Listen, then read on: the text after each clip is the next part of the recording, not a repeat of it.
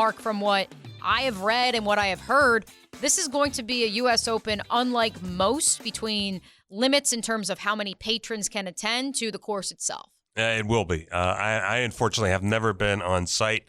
It's actually L.A. Country Club North course, because I think there's another. My understanding is another course there. I have not been there. It's the one in Wilshire, right? Yeah, off Wilshire. And it's the other thing is that this has also been touched by Gil Hands, who has put his hands on the Country Club at Brookline last year. We got some events coming up where he also, and they use the term open doctor and all this stuff. There was a guy by the name of Reese Jones who did it, and his work was not well liked by the players. I can tell you that. Gil Hands, on another level, I think, really understands the game. Really, and not that Reese Jones didn't, but I think he's done a good job. And what I've seen on TV, it's going to be very interesting. It's going to be unlike what players might be used to in California, so that might be a little factor. But here you are, right in the city of L.A., and it's going to be pretty special for sure. It's a city course. You're on the course, and you can see the skyline. It is literally a city course. Which Brookline was somewhat. Brookline was not kind of like outside of Boston. This is literally you're walking down the fairway, and there's the LA skyline. It's a city course. All right, so the actual course itself, do you expect it to be a very tough cut, the way they cut? I would think so. And again, just having not been on site, but have watched a little bit and talking about the challenges of this golf course, there's a lot of slope in the fairways. You've got sort of the native grasses around all the bunker complexes. As I always say every week and every tournament, whether it's a major or not, if you're able to put the ball in the fairway, you're going to probably be able to maneuver your way around this golf course.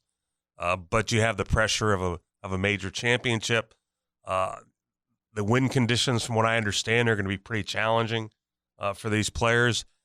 And what's on the line, as I said, the pressure of trying to win a major championship in a U.S. Open, it's there. And then, of course, you factor in all the other things going on in the world of golf. It's going to be a very interesting week. Let's run through it. Who are your sneaky good picks to win this year's U.S. Open? Well, for personal reasons and based on his play, I think Denny McCarthy. Wow. We're talking about a long shot. Finished, I believe it was top 5 a year ago. Lost in the playoff to Victor Hovland at the Memorial Tournament. I think Denny is primed to win. I think this type of golf course suits his game. Now, that would be a first-time winner, first-time major winner on top of that. So he would be one of my dark 150 to 1 right now. Tyrrell Hatton would be another one. Mm-hmm. Now, would you call him a dark horse?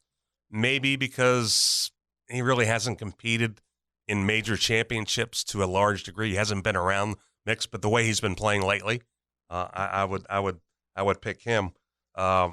Maybe a Cameron Davis.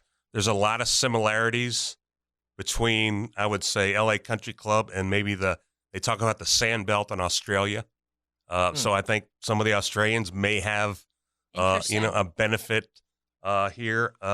Which Cam Smith, by the way, 10th best odds to win. I mean, how do you go wrong with Cam Smith? I mean, that would be a fun one as well. So Augusta is the gold standard, clearly. Yes. The British Open is the old school. Mm-hmm. The U.S. Open is the grinder. That is the difficult one.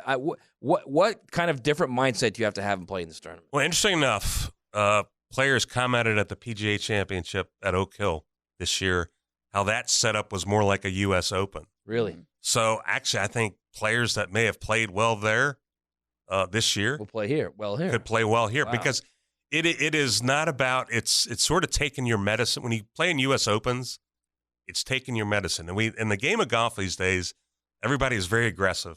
And it's, bomb and gouge and it's everything. But when you play in a championship like this on a golf course with conditions like this, you need to take your medicine. If you try to pull off a shot that's kind of iffy, well, you find yourself in more trouble.